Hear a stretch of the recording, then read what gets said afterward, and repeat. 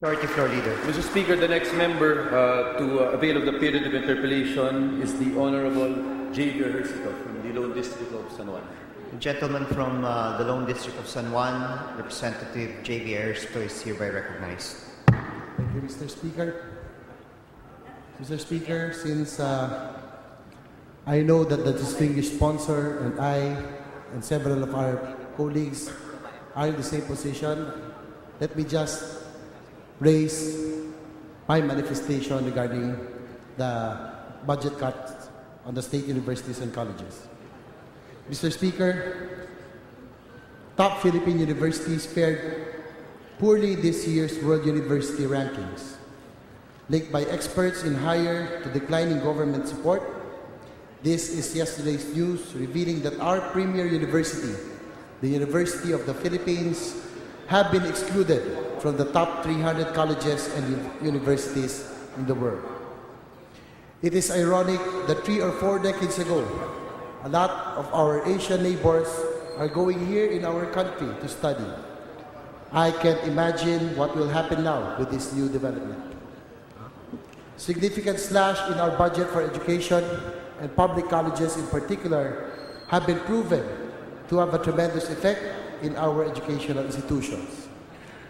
Budget cut on capital expenses will affect our academicians' capabilities to teach and improve their potentials. Where shall we get the funds for scholarly research, trainings, availability of state-of-the-art educational teaching aids, among others?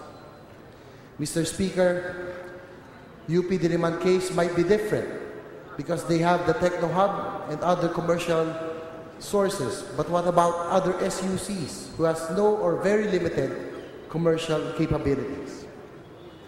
UP system case might also be different because they have STFAP. But what about PUP and other SUC who has no source of income? STFAP might have been working to generate revenues, but are we aware of the composition of our Scholar ng Bayan? 89.62% of UP students are coming from the Class ABC families, while only 10.38% come from Class D and E families with 135,000 and below income. This is a far cry from the previous composition of UP that primarily came from the Class CDE then. Nawawala na, Mr. Speaker, ang mga scholar ng bayan. Is this the kind of educational system that we wanted to give our youth and students? Depriving the less fortunate of better education, developing a commercialized education.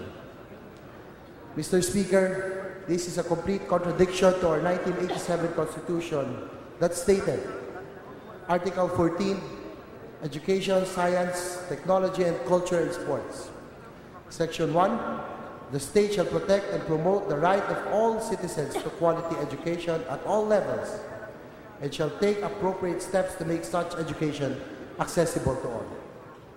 Section 2, the state shall establish, maintain, and support a complete, adequate, and integrated system of education relevant to the needs of the people and society.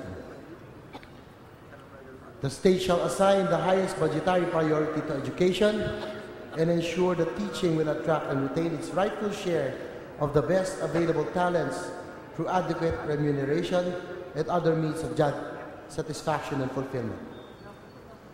Commercialization of education is not the solution. It's about time for us to review our policy on commercialization of education. It's about time for us in Congress to say no to commercialization of education, because this is a violation of our basic constitution. Mr. Speaker, this afternoon, we had a dialogue with the different heads of the different state universities and colleges between our colleagues. And at this point, I'd like to thank our colleagues for supporting our call by signing this manifesto calling Congress to increase state subsidy to state universities and colleges. Mr. Speaker, I have with me now the manifesto signed by more than 100 of our colleagues, and I will give this again, just like last year, to our chairman on appropriations And probably by next week, we will have more than 200 signatures from our colleagues who will sign and support our call for the restoration and, if not, increase in the budget of the SUCs. Mr. Speaker, education should be a right and not a privilege. The government must ensure this at all times. If we want to improve the lives of our people, instead of spending hefty sum for the dole-out concept of CCT, why not spend it for free education?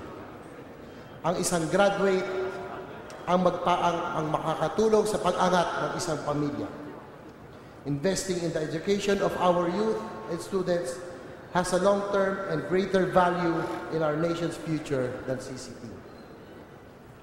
And finally, Mr. Speaker, human resource are our most precious resource, and it will be to our nation's gain to invest in them. Thank you very much, Mr. Speaker. Thank you very much, Madam Sponsor. Good evening.